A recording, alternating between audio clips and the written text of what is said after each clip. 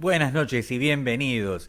Y se nos vino la noche, pero también se vino el frío, ¿eh? Esta es la primera noche que ustedes me ven así abrigadito. Generalmente acá hay un lindo clima, pero venía con frío desde afuera, así que quién sabe si en el transcurso del programa me saco el pullover o si me lo dejo puesto.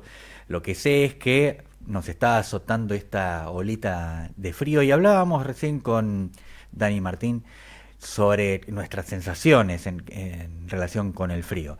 Incluso nos reíamos un poco, ¿no es cierto?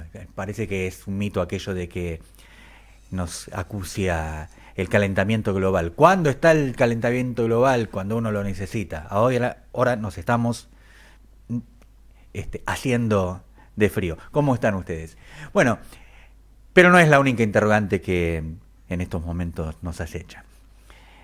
Recuerdo que hace pocos años, en un programa icónico de la televisión argentina, cuando todavía había humor en la televisión argentina, o había restos de humor, porque fue como que fue bajando la cuota de humor en la pantalla, Fabio Alberti hacía sus monólogos en el programa Todo por 2 pesos, y se preguntaba, ¿qué nos pasa a los argentinos?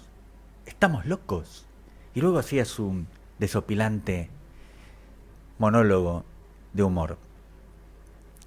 En estos días que corren, cabe preguntarse, no tanto si qué nos pasa a los argentinos, a veces tengo dudas acerca de quiénes somos los argentinos. ¿Qué es ser argentino? ¿Qué es ser argentino? ¿Qué es cuánto nos identificamos con eso que somos? Ser argentinos nos ha tocado ser, eso es una cosa incuestionable. Nacimos acá, bueno, es como cuando naces adentro de una familia y sos un González, por caso. Sos un González, te tocó ser un González. Sin embargo, hay argentinos a los cuales tener ese apellido argentino no le termina de convencer. No sé si tiene que ver con nuestra idiosincrasia. De hecho, antes de que fuéramos argentinos teníamos cierta noción de patria. La historia nos dice eso. Esta cosa aventurosa del choque de culturas, que acaso comenzara, dicen que con los vikingos, pero que los vikingos se quedaron, algunos se fueron, pero que dejaron rastros de habernos hallado. Cuando el mundo todavía no estaba terminado de dibujar para los que tenían idea de mundo y que eran tan eurocéntricos que pensaban que no había otra cosa. ¿Acaso que el mundo era plano o que era una semicircunferencia? Que se terminaba, que ahí estaba el mar y que del otro lado no había nada. Pero lo cierto es que una vez que Cristóbal Colón hizo pie por nuestras tierras, hubo un encuentro con algo desconocido, que eran también seres humanos, aunque durante mucho tiempo parte de las cúpulas religiosas del mundo, no solamente la católica, no terminaban de considerar que los indios fueran parte de la misma especie. Y este encuentro no fue todo lo que se podía haber esperado. Para los ingenuos que vivían acá, era probablemente la visita de los dioses. No solamente la llegada de Colón, la llegada de aquellas embarcaciones que habían cruzado el mar y que ya sabían que existía este nuevo continente y dijeron, bueno, a ver qué nos podemos llevar de acá. No porque se hubiera terminado la riqueza en el otro mundo, sino porque ya que hay más riqueza y aquella tiene dueños y esta no hay reyes ni cosas que se le parezcan, y además se encontraron mayormente con pueblos pacíficos, dijeron, bueno, con esto me quedo yo, con esto me quedo yo. Trajeron novedades que eran novedades que valían muchísimo menos que las novedades que se encontraron acá. Pero ese intercambio les servía. Hubo contradicciones en ese encuentro de culturas. Por un lado, los aventureros, los que vivían asombrados, los que al descubrir un nuevo continente, sintieron que descubrían un nuevo mundo. Digamos, los astronautas, alguien que llega, que va al espacio por las ganas de encontrarse con esa aventura, y cuando se encontró con la luna o pisando la luna o caminando en el espacio o sintiendo la falta de gravedad, se entusiasmó y dijo, ay, quiero saber más de esto. Y también hubo de los que dijeron, a ver cuánta guita saco de esta piedra. Bueno, los astronautas no se afanaban piedras, las traían para que las estudiaran en laboratorios. Pero aquí era más fácil porque no era ponerse un traje de astronauta y arriesgarte a morir ahogado porque oxígeno no había en el espacio y si te rajaba el traje sonabas. Eso si la nave no estallaba cuando intentaba salir de la atmósfera.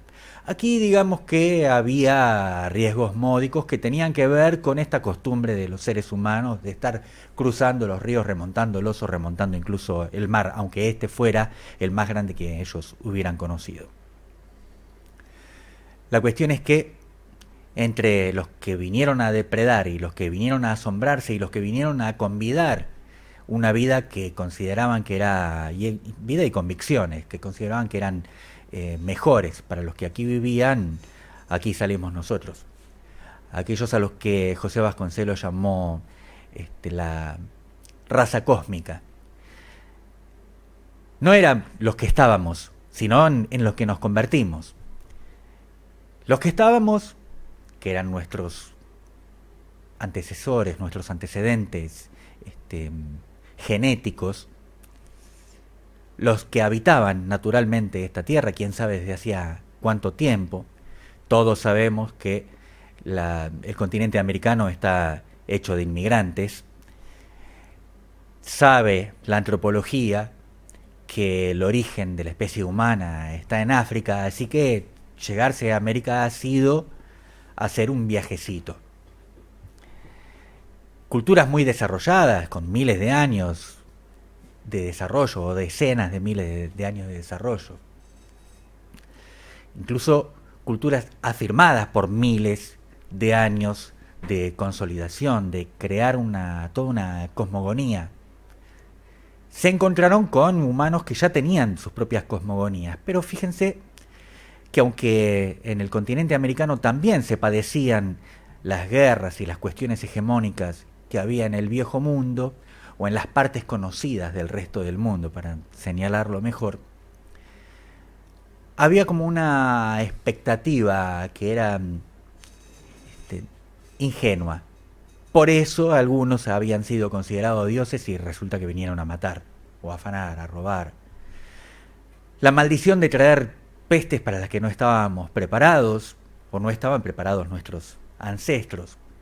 Cuando hablamos de nosotros, podemos hablar de nosotros la humanidad, el género humano, y podemos hablar de nosotros nuestra propia cultura o nuestra ecúmene, aquello que nos une de nuestra cultura. Y eso es lo que nos ofrece la parte virtuosa de este enfrentamiento de culturas.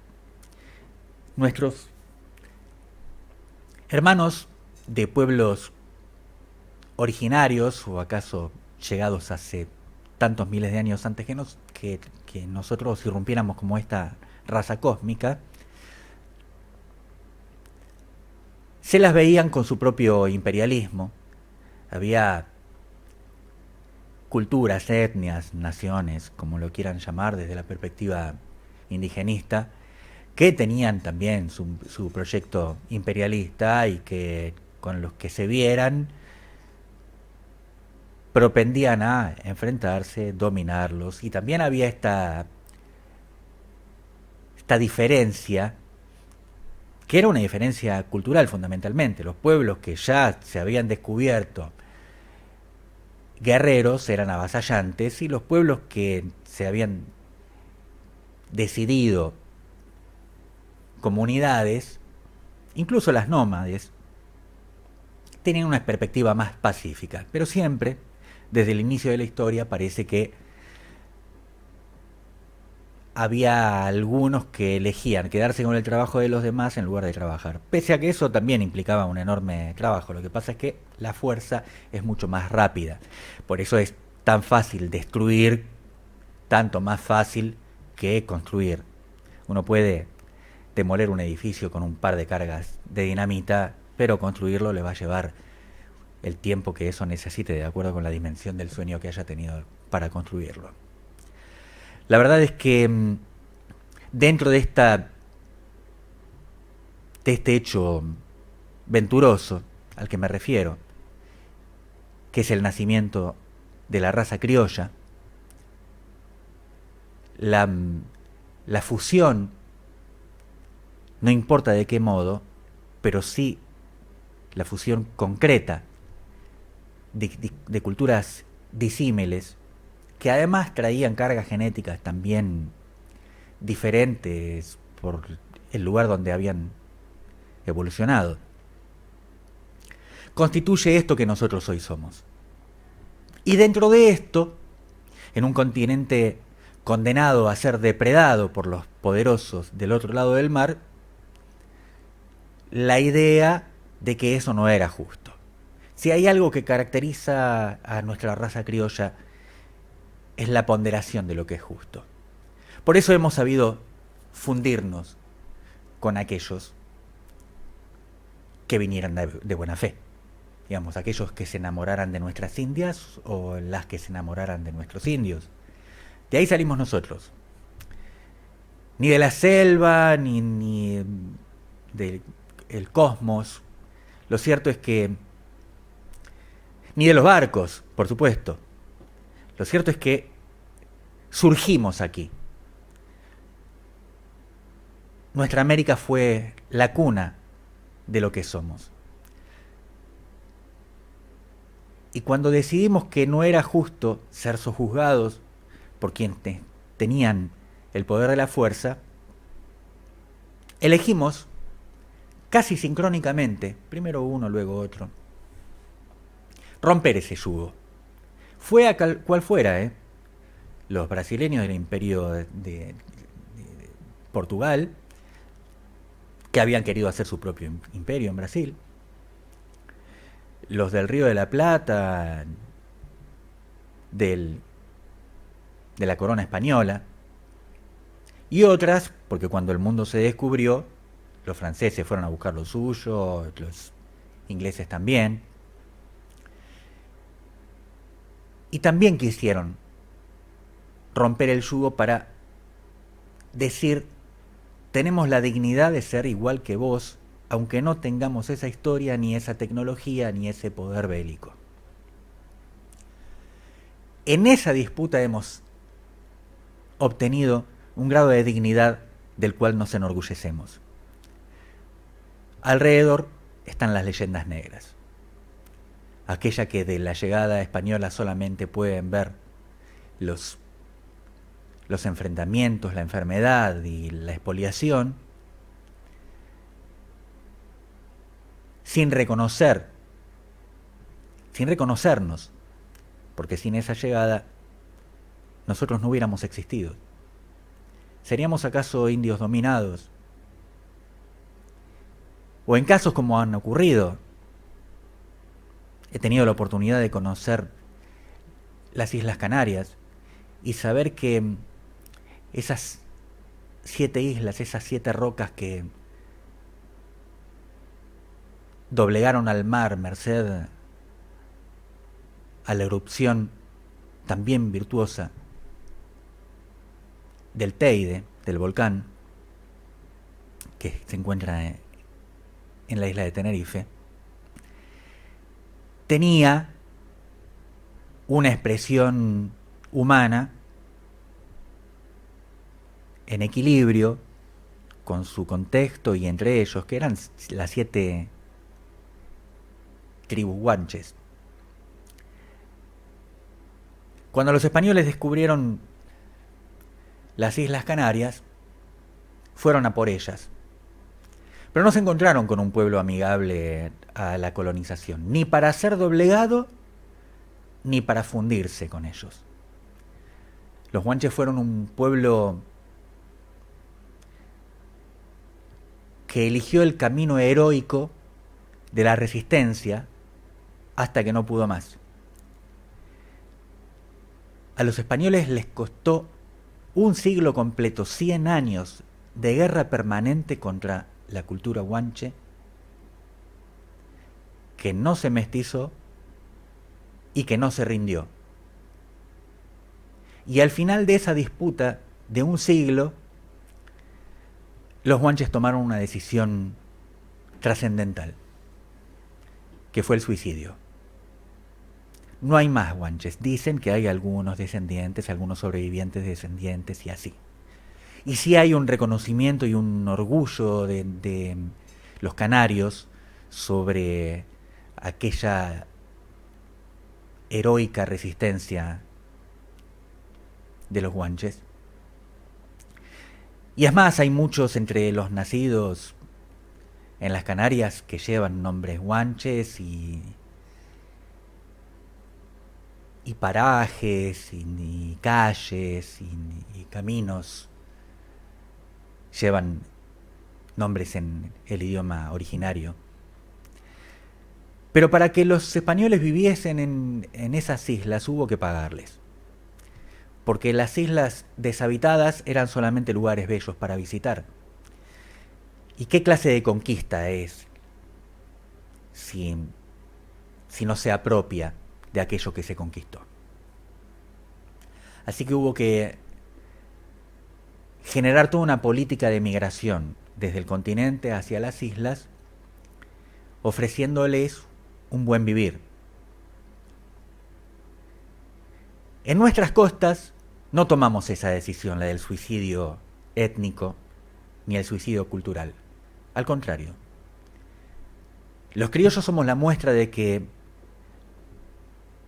originarios y visitantes, no importa si resistentes y sojuzgadores en algún momento, lo cierto es que somos ese resultado de una cultura que ha elegido la vida, primero, y que ha elegido la paz, además, para honrarla. Para conseguir una paz, elige la dignidad y la justicia. Entonces era justo que no aparecieran nuevas expresiones de dominación. Por eso aquí, en el Río de la Plata, resistimos a los ingleses y a los franceses y los expulsamos. Porque si vos venís bien a nuestra América, enseguida podés hacerte parte de la familia. Pero si venís mal, no te miramos bien. Así es como llegamos a esta realidad de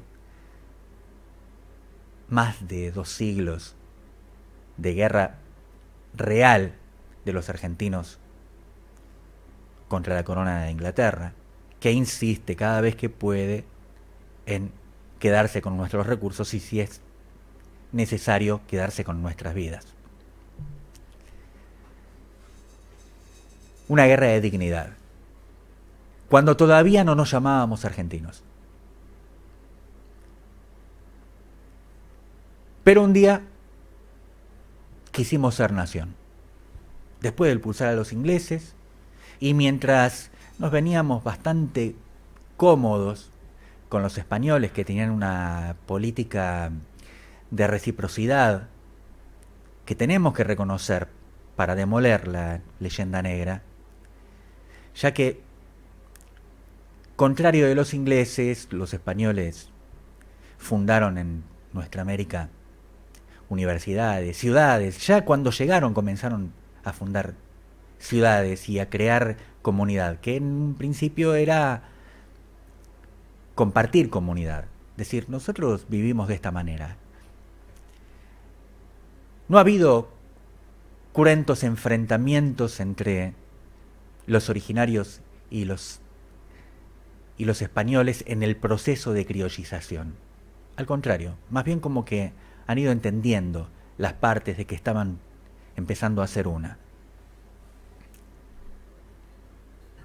Siempre hay contradicciones en los choques de cultura. Lo venturoso de la nuestra es que no hemos sido aniquilados, sino que hemos sido el resultado.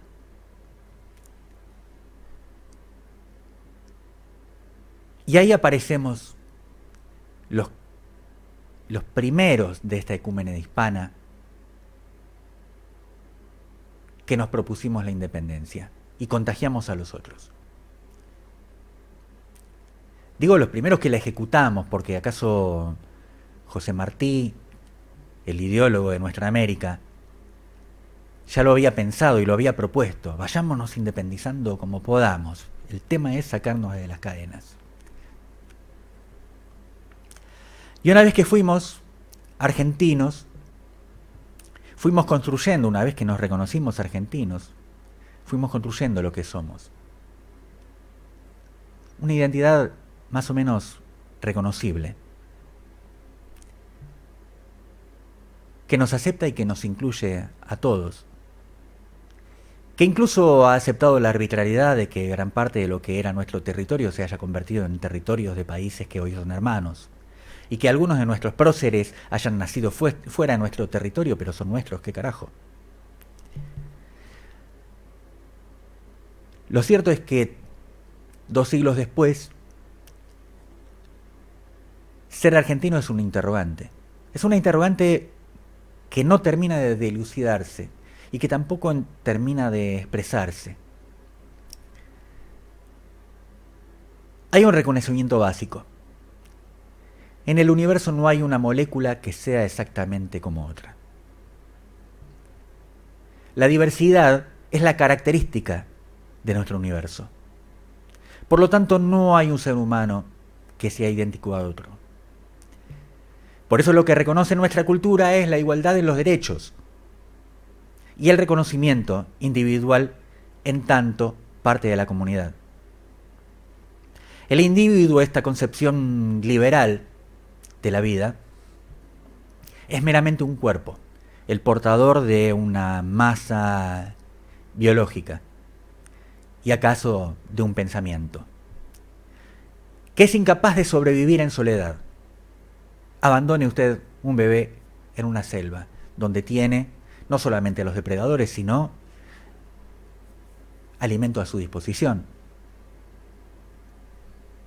Árboles, frutos, peces. Aún así, esa criatura no crecería, no llegaría viva al apogeo de su vitalidad biológica. Los seres humanos nos necesitamos. Y la comunidad se construye en la medida del reconocimiento de sí misma en la aceptación del otro. El saber que el otro es diferente, pero tan diferente como yo soy del otro, por lo tanto, son las cosas que nos unen las que nos convierten en comunidad. Porque las diferencias son imposibles de soslayar, son imposibles de saldar, hasta en el pensamiento. La identidad de una nación es la capacidad que ésta tiene para encontrar los puntos de sintonía, los puntos de convergencia. Se reconoce en los movimientos populares. Mucho se habla, por ejemplo, de una identidad patriótica que se llama peronismo, y se dice, los peronistas son todos tan distintos. Hay peronistas de derecha, peronistas de izquierda, hay peronistas de tales o cuales condiciones. Es imposible definir al peronista. En realidad, el peronismo representa la patria, la comunidad de la que surge. Es la identidad de los que tienen un sentido de patria más allá de las diferencias. Porque no es la diversidad lo que caracteriza al peronismo, como no es la diversidad la que caracteriza a la sociedad argentina, sino su capacidad de acuerdo. Porque en el acuerdo hemos sido capaces de hacer cosas enormemente grandes, fructíferas y sobre todo justas. ¿Qué es lo que nos proponemos? ¿Qué es lo que nos proponemos culturalmente? Pero hoy nos encontramos con que la cultura está bajo asedio, bajo acoso permanente, por una inteligencia con la que jamás habíamos lidiado con anterioridad. Porque esa había sido la particularidad de la especie humana, del género humano. El género humano sobrevive en la evolución gracias a su inteligencia, porque sus capacidades físicas son muchísimo menores a la de los predadores que anteriormente se lo mangullaban. Digamos que la inteligencia además ha tenido su costo. Si es cierto que provenimos de un eslabón suelto de una raza de monos, comparados con nuestros parientes más cercanos, los chimpancés, no tenemos su fuerza ni sus habilidades. Tenemos otras. Pero suéltenos en la selva y si no estamos en comunidad, no sobreviviremos. En la Argentina hemos perdido, en virtud de este ataque a nuestra cultura, las cosas que nos daban sentido como comunidad. No lo hemos perdido del todo. Me refiero a que lo hemos perdido como cuestión hegemónica, como aquello que nos caracterizaba.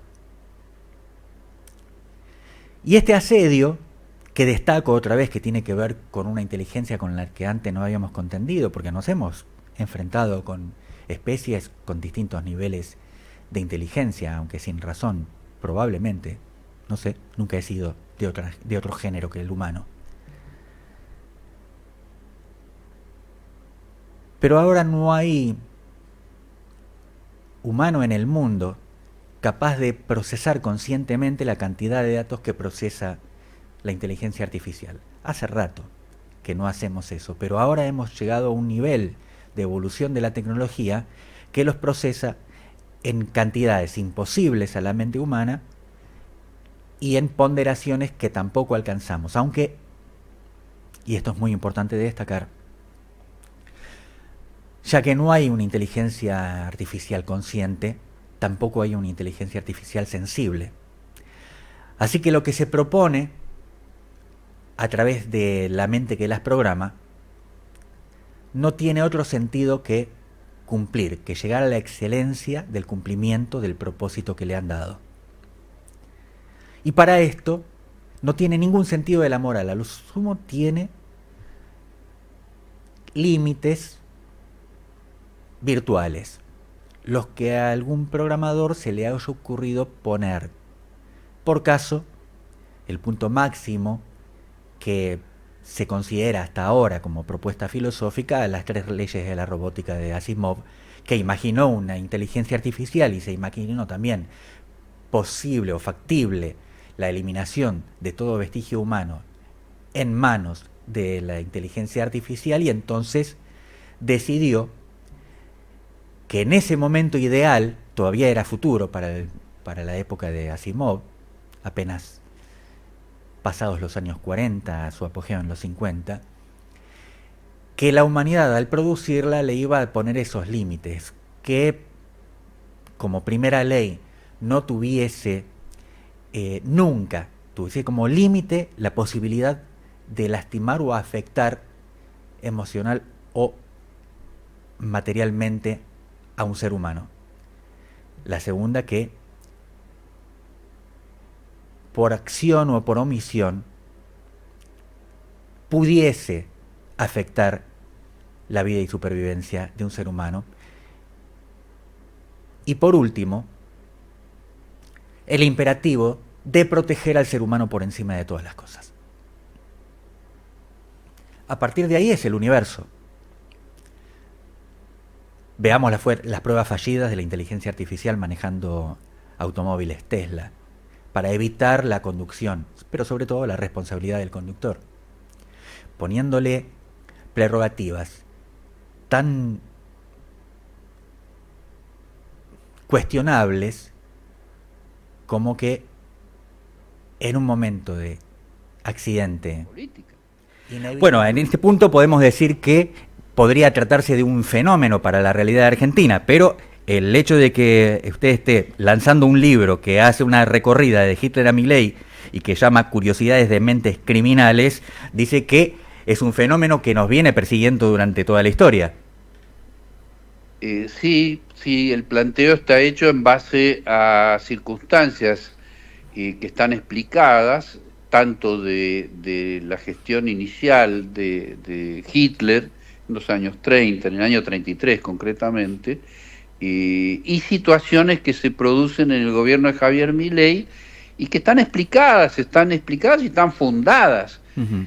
Y lo que sucede es que si eso no se acepta, si no se acepta que Javier Milei, primero que es un desequilibrado y las pruebas son contundentes, y en segundo lugar que ha tomado, y se nota en su actividad y en su actitud, ha tomado cosas del nazismo, Uh-huh. porque es un error pensar que el nazismo es solo un uniforme negro diseñado por Hugo Boss, como fue, o que son los campos de exterminio que hubo en Polonia, en Alemania y en una parte de Europa. No es así.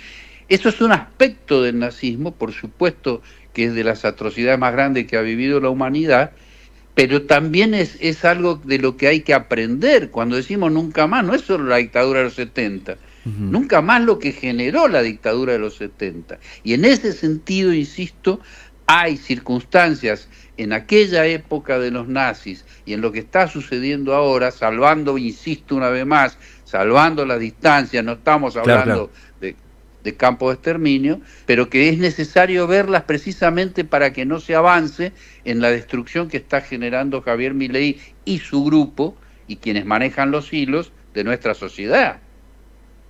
¿Y cuánto puede o cuánto podría un personaje, un autócrata como Javier Milei, que no debería a priori contar con el poder del Estado para ejecutar ese cometido precisamente? ¿Cuánto podría que...? ¿Cuánto podría hacer ya que no quiere contar con el Estado? O sea, no habla de un Estado totalitario a través del cual ejercer el terrorismo, sino un terrorismo que además destruya el Estado. No, y es totalitario, por supuesto. Sí. Él está estableciendo y está manejando un régimen que está transformando en totalitario. Cuando se le niegan medicamentos a pacientes oncológicos, Uh-huh. es de una brutalidad absolutamente asimilable al concepto de nazifascismo. Uh-huh. En el mismo sentido, tener toneladas y toneladas de alimentos y no estar entregándolas muestra dos cosas. Primero, la perversión brutal de este grupo de criminales, Uh-huh. que no entrega los medicamentos y que no entrega los alimentos. Y en segundo lugar, la impotencia de la clase política para lograr un cambio en ese sentido. ¿Cómo podemos resolver los ciudadanos lo que la clase política no está consiguiendo?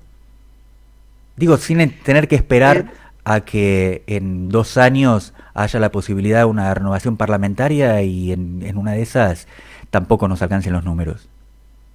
No, bueno, para mí es absolutamente inadmisible remitirse a lo que va a pasar en las elecciones, tanto de medio término como las de presidenciales dentro de 3 años. No lo acepto, me parece que es escaparle a la realidad, como están haciendo muchos políticos que ya están programando cómo se va a hacer para este recambio de elecciones intermedias. A mí me parece un error gravísimo, porque cuando estamos hablando del nivel de pobreza, el nivel de sufrimiento, la falta de alimentación, no podemos estar pensando en elecciones futuras. Sin duda. Es hoy eso. Y en ese sentido, lo que me preguntaba sobre la ciudadanía no hay que confundirse tampoco cuando se pretende que el cambio viene por la gente en la calle. No, la gente en la calle, que es imprescindible, lo que hace es reclamar, pero las decisiones no las toma la gente en la calle. La gente en la calle le está reclamando a la clase política que asuma la responsabilidad dirigencial.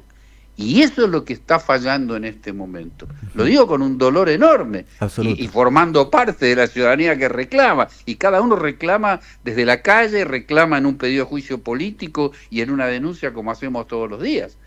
Pero no nos pidan a nosotros, comillas, ciudadanos, claro, que resolvamos esto, que tiene que ser encabezado por la dirigencia. Y así ha sido siempre y seguirá siendo. El rol de la ciudadanía en la calle es esencial, pero quien termina llevando adelante esto tiene que ser la dirigencia. ¿Cómo hacemos para que esta dirigencia, que ya que lo dice la Constitución, que el pueblo no gobierna ni delibera sino a través de sus representantes, que nuestros representantes escuchen el reclamo popular, o por lo menos tengan sintonía con el padecimiento popular. Eso no sé responderlo, es muy difícil, y yo creo que pasa por un lugar distinto que tiene que ver con los factores profundos que hay dentro de las instituciones, en este caso legislativas y judiciales, porque en este momento son los dos poderes del Estado que están mostrando falencias. En el caso del Poder Legislativo, las que yo mencionaba antes, Claro. una Cámara de Diputados que no hubo un solo diputado que le pidiera juicio político a Milei, siendo diputado para la expulsión, y ahora como presidente, que ni siquiera están activándolo los pedidos que hemos hecho nosotros. Perdón la autorreferencia, pero claro. es la realidad. Eso respecto del Poder Legislativo. Y el Poder Judicial con una característica muy particular, que es que tiene un núcleo absolutamente delincuencial y corrupto, que es minoría, pero que tiene un poder enorme, ¿no? Pensemos que Carlos Stornelli sigue en su despacho, por ejemplo. Claro. Y que el otro sector, que es mayoritario, pero que no tiene la decisión o el poder suficiente para desactivar a ese grupo criminal, está mirando expectante. Me consta que hay gente extraordinariamente capaz y decente, pero no están cambiando las cosas. Esta es la realidad que tenemos. Entonces, con el legislativo, como lo acabo de sintetizar, y el judicial también, como lo acabo de sintetizar, estamos en un problema que bueno, por ahora no tiene solución. Hay que tener esperanza, reclamar como corresponde, y bueno, y tener la esperanza de que van a tomar conciencia en ambos poderes de la responsabilidad que les cabe. Hay una sensación de que dentro del campo popular, y especialmente en los que están más debilitados con las políticas liberales, neoliberales y liberales de corte libertaria, como se quiere definir este gobierno, que están como frustrados, que se han rendido frente a eso y que tratan de ejercer la supervivencia cotidiana. No hay un reclamo ni por los alimentos que no se distribuyeron, ni hay un reclamo por trabajo, ni hay un reclamo organizado. Hay una gran dificultad, ya que no hay representantes para que estos sectores más vulnerables hagan conocer su repudio, a no ser que sea esperar a las próximas elecciones, lo que también es absolutamente relativo. En estas elecciones que ungieron a Milei tampoco participó toda la ciudadanía. No, bueno, ahí yo lo que creo es que eso en gran parte obedece a lo que mencioné antes de Mauricio Macri. No nos olvidemos que en el año antes del 2015, cuando contratan a Cambridge Analytica, la empresa inglesa, fue para manipular un porcentaje del electorado. Esa manipulación que lleva adelante Mauricio Macri con su jefe asesor Durán Barba, ustedes lo recordarán, sí, que también abreva en aquellas épocas. Acuérdense que Durán Barba decía que Hitler era un tipo espectacular, claro. Literalmente lo dijo. Y bueno, esa manipulación que pone en marcha Mauricio Macri, que le sirvió para ganar las elecciones en el 2015, para mantenerse 4 años en el gobierno y luego para incidir en los 4 años siguientes. Y sumada a las dos cosas, generar el espacio para que un individuo recalcitrante como es Javier Milei se transforme en presidente de la nación. Y luego, para que se mantenga 6 meses sin gobernar, viajando por todo el mundo, y no me importan los viajes que hace, sino el significado que tiene que no esté gobernando, como parte de un plan absolutamente siniestro. Entonces, la razón, y volviendo a la pregunta, la razón es porque esa manipulación tuvo éxito, está teniendo éxito. Y sin bueno, dudas. Habrá que reaccionar. No nos olvidemos que Videla murió en el baño de la cárcel. Así por lo tanto, sí hay elementos en la República Argentina, tanto culturales como de militancia concreta y clara que permitieron derrocar la dictadura en su momento, y hoy, bueno, van a llevar tranquilamente a que se actúe como corresponde frente a lo que nos está pasando, que es una tragedia, realmente es una tragedia. Ahora, si observamos, como usted analiza, que Milei llega mediante un mecanismo muy sofisticado de manipulación de masas con recursos tecnológicos que no existieron en otros momentos de la historia. ¿Cómo llegaron los anteriores dictadores, autócratas y tiranos, de acuerdo con el estudio que usted hizo para su libro? No, bueno, una cosa es que la tecnología haya evolucionado. En este caso, Hitler y Goebbels usaban un micrófono, claro, y los parlantes, que no fue poco, porque la amplificación del sonido le permitió mucho, y que hoy se cuente con una tecnología infinitamente superior, y no es nada más que eso, es la evolución de una tecnología, pero el núcleo central de la comunicación de aquella época es el mismo que el núcleo central actual, pero con tecnología más moderna. Y eso lo traduzco. Y yo analicé los discursos, uno por uno, los discursos de Adolfo Hitler del año 33. En el libro, por supuesto, hay solo una parte de citas de esos discursos. Y cuando uno analiza esos dichos, el tono de voz, el ensayo que hacía Hitler en el estudio fotográfico de Hoffman, se da cuenta de que hay cuestiones que son similares, insisto, aunque en aquella época había una tecnología inferior con lo que significa hoy la comunicación digital, pero la realidad, que es el núcleo de la comunicación de aquella época, es la que se toma de base para decir las estupideces que están diciendo. Hoy lo escuchaba al ministro Caputo. Caputo es más farsante que Cositorto, que está preso por estafador. Sí. Hoy lo escuchábamos a Caputo. Bueno, uno tiene que escuchar eso, o al presidente de la nación, y luego darse cuenta de que estamos ante un nivel de peligro muy alto, pero que también es vulnerable. No hay que pensar que Milei, por toda la runfla que tiene alrededor, va a poder hacer más daño el que está haciendo. Yo creo que si bien es factible que lo puede llegar a hacer, pero realmente confío en el poder de reacción nuestro. No lo estamos viendo, por eso parece contradictorio lo que yo digo, pero bueno, son sensaciones que se van produciendo y que sí, por supuesto, son contradictorias. ¿Vuelven más vulnerables a las masas estas crisis fundamentales? Digo, por ejemplo, el hecho del fracaso de la República de Weimar para la irrupción de Hitler y este fracaso del progresismo y del liberal progresismo y del liberal capitalismo para la llegada de este otro nuevo personaje que era indefinible hasta que apareció. Yo creo que las masas han sido iguales a lo largo de la historia. O sea, los fenómenos de masa son similares. Varía, por un lado, lo que mencionábamos antes de la tecnología, pero el fenómeno de masa, bueno, lo explicó muy bien Freud. Y esa explicación, por supuesto, tiene mucho más que ver con la psicología de las masas, que es lo que dominaba perfectamente Goebbels, y es lo que está dominando en este momento los comunicadores, no solo de la República Argentina. Recordemos que en Estados Unidos Trump gana la presidencia también con el trabajo de Cambridge Analytica, que hoy ya no existe esa empresa, pero que convenció a un porcentaje de votantes de que Hillary Clinton era corrupta. En eso se basó la campaña.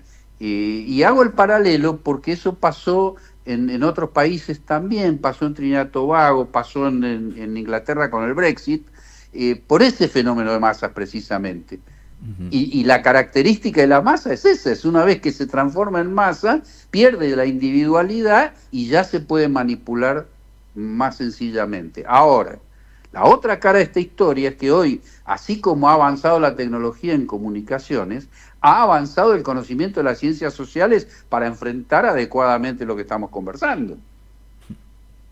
¿Y cómo nos defendemos? No se está notando porque no lo están porque la oposición no se sientan en serio, porque ese sector de la sociedad que es la oposición decente están pensando en las elecciones que vienen en lugar de darse cuenta de que tenemos material humano en la Argentina como para juntarse a conversar estos temas, y ellos ni siquiera lo quieren conversar. ¿Será aprovechando esto que el presidente Milei prefiere reunirse con empresarios vinculados con la Big Data y con la inteligencia artificial y con el procesamiento de datos y las aplicaciones que con mandatarios del mundo? Por un lado sí, porque tiene que ver con los intereses que él está defendiendo. Uh-huh. Pero además, y por el otro lado, es porque él no está en condiciones de conversar con ninguno de esos mandatarios, salvo los que están cerca de él. No digo que piensan igual, porque él está más a la derecha que todos los demás. Tenemos el ejemplo de Giorgia Meloni en Italia. Milei está más allá de eso. Insisto, como yo contaba antes, lo de Murray Rothbard. Claro. Milei está más allá de todo eso porque está completamente desquiciado y es más extremista de la derecha que los propios gobernantes de la extrema derecha. Hoy mismo, creo, o ayer, Lula da Silva estaba diciendo que no va a conversar con Milei hasta que no pida disculpas, dijo textual Lula, por las bobadas que dice. Y está el aspecto también, esto lo adjudico yo, ¿no?, demencial de Milei, que cree que ha favorecido el crecimiento de la derecha en el mundo y que influyó sobre la nueva derecha en el mundo a partir de su discurso en Davos. Claro, esa mención que él hace a Davos, que incluso él dice que ese discurso torció el resultado de las elecciones en Europa. ¿Recuerdan eso? Él se cree protagonista de un momento histórico. Bueno, pero por eso él tiene un bastón presidencial con la cara de 5 perros, por eso él dice que tiene 5 y son 4. Se podría dar una larga lista de ejemplos de que el hombre está completamente desquiciado. Lo que pasa es que para que un país tenga un presidente desquiciado, tiene que haber un problema en el propio país, claro, que generó ese espacio y que lo está tolerando en este momento.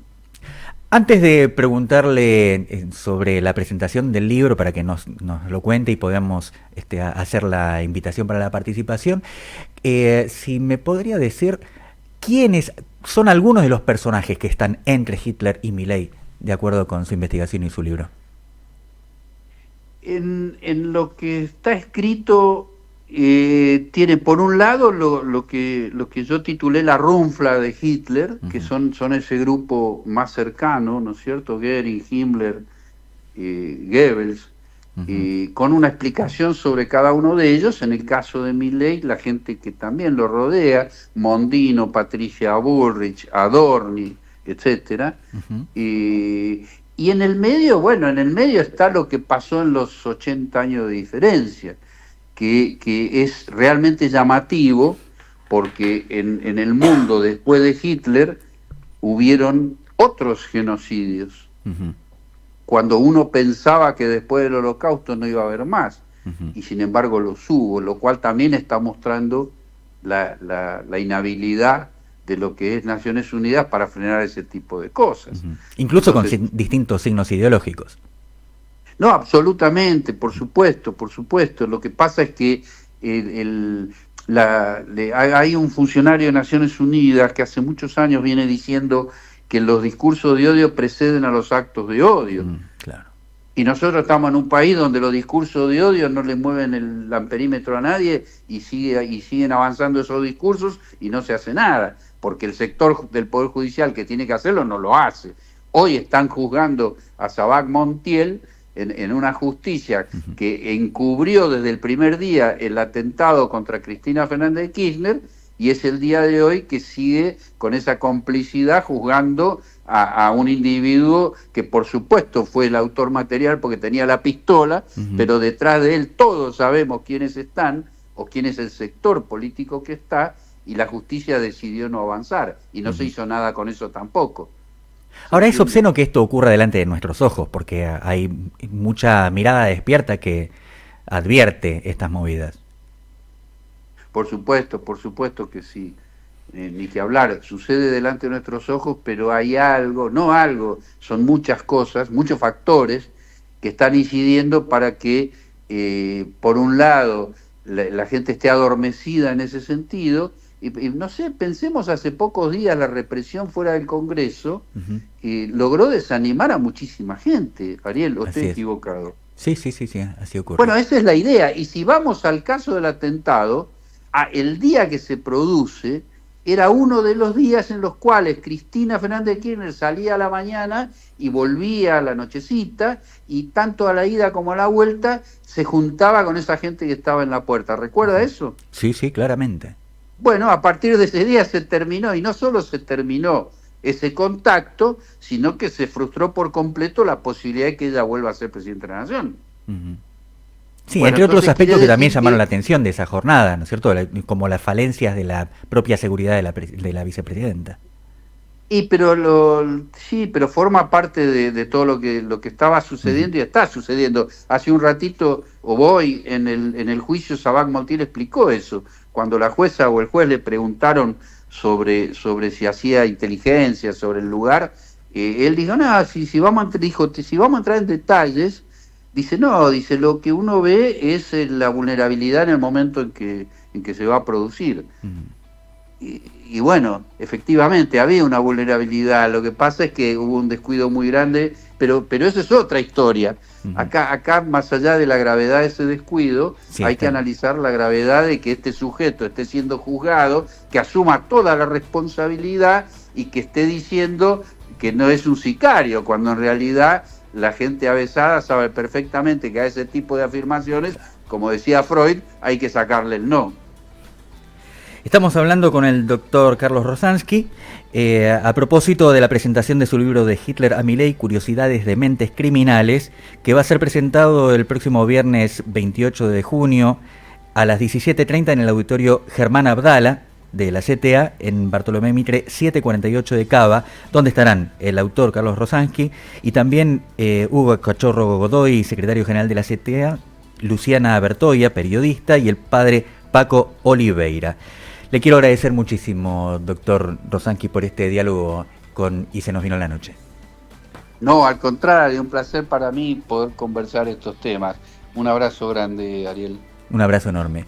Y a ustedes Hasta nos luego. encontramos en el resto de la semana, como todos los días, de 21 a 22 en FM radiocristal.com.ar o la 94.9 en FM.